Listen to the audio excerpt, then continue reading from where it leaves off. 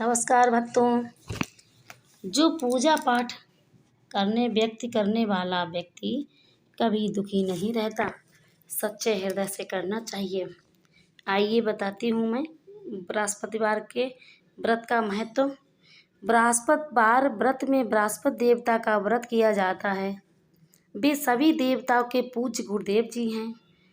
बृहस्पति देवता को विष्णु भगवान का ही अंश माना जाता है और उनका स्थान केले के वृक्ष की जड़ में माना गया है। इसलिए इस व्रत में विष्णु भगवान अथवा केले की जड़ का पूजन किया जाता है। इस व्रत को करने से बृहस्पति देवता प्रसन्न होकर धन धान्य और विद्या बुद्धि पौत्र आदि प्रदान करते हैं। व्रत करने वाले व्यक्ति की सारी मनोकामना पूर्ण होती हैं। इस व्रत को करने से घर परिवार में सदैव सुख शांति बनी रहती है और समस्त विपत्तियां दूर होती हैं। इस प्रकार यह व्रत समस्त मनोकामना पूरी करने वाला उत्तम फल देने वाला विष्णु भगवान है। प्राचीन काल में एक बहुत गरीब ब्राह्मण रहता था। उसके कोई संतान नहीं थी। वह नित्य पूजा पाठ किया करता था, लेकिन उसकी स्त्री बहुत मलिन स्वभाव की थी। वह ना तो स्नान करती और ना ही किसी देवी देवता का पूजन करती थी।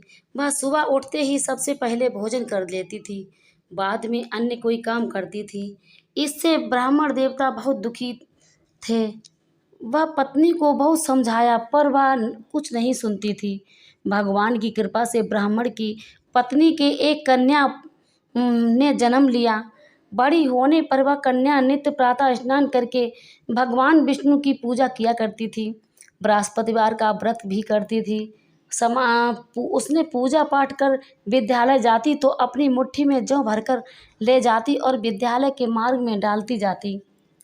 वे सारे जौ सोने के हो जाते तो विद्यालय से लौटते समय उन्हें बीन कर घर ले आती। एक दिन वह बालिका उन सोने के जौ को सूप में फटक कर साफ कर रही थी। तभी उसके पिता ने देख लिया और कहा, बेटी, सोने के जौ को फटकने के लिए सोने का सूप होना चाहिए। इसलिए अगले दिन बृहस्पतिवार था। उस बालिका ने व्रत रखा और बृहस्पति देव से प्रार्थना की, हे प्रभु, यदि मैंने सच्चे मन से आपकी पूजा की है तो मुझे सोने का सूप दे दो। बृहस्पति देव ने उनकी प्रार्थना को स्वीकार कर लिया। प्रतिदिन की तरह वह बालिका जौ फैलाती हुई विद्यालय चली गई। विद्यालय से लौटकर जौ बीनते समय उसे व्रत रखा और बृहस्पति देव की कृपा से सोने का सूप मिला। उसे घर लाकर उससे जौ साफ करने लगी। एक दिन वह कन्या सोने के सूप में सोने के जौ साफ कर रही थी। उसी समय उस नगर में का राजा राजकुमार वहां से गुजरा। इस कन्या के रूप और शील को गुणों को देखकर उस पर मोहित हो गया। राजमहल लौटकर उसने भोजन और जल त्याग दिया। वह उदास होकर लेट गया। राजा को जब राजकुमार की अन्न जल त्यागने के बारे में पता लगा तो वह अपने प्रधानमंत्री के साथ राजकुमार के पास गए और बोले, हे पुत्र, तुम्हें किस बात का कष्ट है? किसी ने तुम्हारा अपमान किया है या और कोई कारण हो तो मुझे बताओ। मैं वही कार्य करूँगा जिससे तुम्हें प्रसन्न हो। मैंने अपने पिता की बात सुनकर राजकुमार ने कहा, आपकी कृपा से मुझे किसी बात का दुख नहीं है और ना ही किसी ने मेरा अपमान किया है, लेकिन मैं उस लड़की के साथ विवाह करना चाहता हूँ जो सोने के सूप में सोने की जौ साफ कर रही थी। यह सुनकर राजा को आश्चर्य हुआ और बोले, हे पुत्र, तुम इस तरह की कन्या का तुम ही पता लगाओ, मैं तुम्हारा विवाह अवश्य करवा दूंगा। राजकुमार ने राजा को उस कन्या के घर का पता दिया।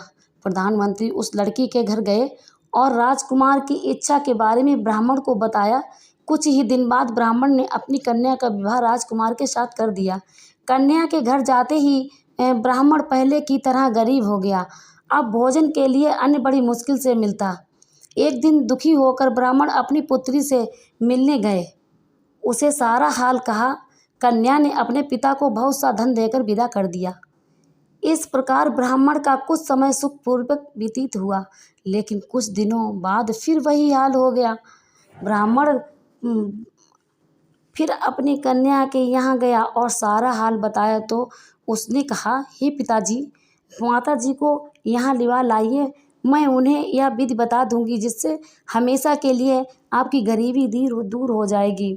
ब्राह्मण घर आया और अपनी पत्नी को साथ लेकर अपनी पुत्री के पास पहुंचा तो पुत्री ने अपनी माँ को समझाते हुए कहा, हे माँ, तुम प्रातःकाल उठकर सबसे पहले स्नान आदि करके विष्णु भगवान का पूजन किया करो, तो तुम्हारे घर की सारी दरिद्रता दूर हो जाएगी।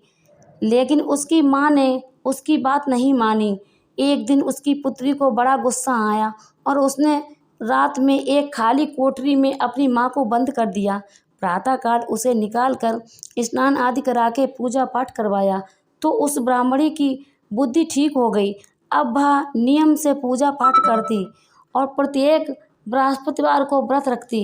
इस व्रत के प्रभाव से ब्राह्मण और ब्राह्मणी बहुत ही धनवान और सुखी हो गए तथा बृहस्पति देवता के प्रभाव से इस लोक का सुख भोग कर वे दोनों स्वर्ग को प्राप्त कर गए।